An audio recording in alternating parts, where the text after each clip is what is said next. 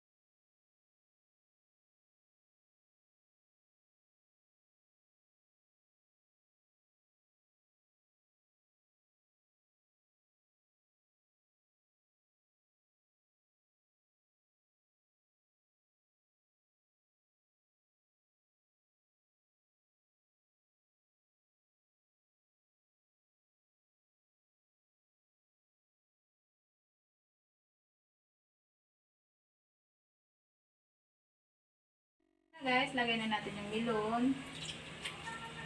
Ay, hindi.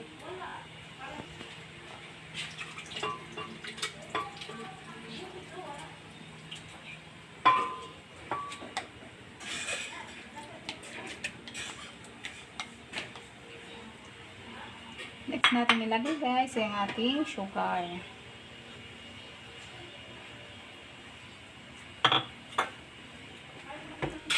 Next, ilalagay na natin ang ating yelo.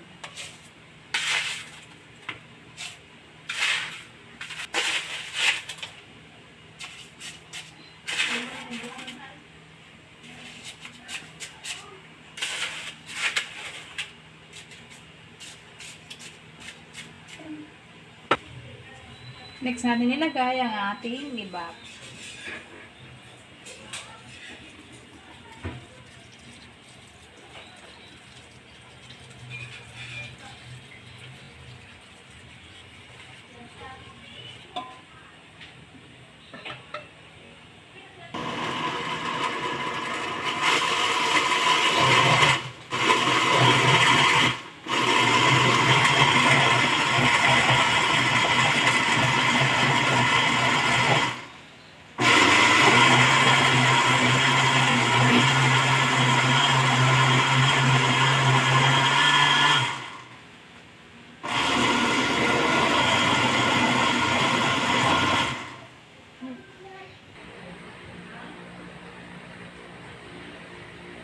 So, ito na guys ang ating melon shake.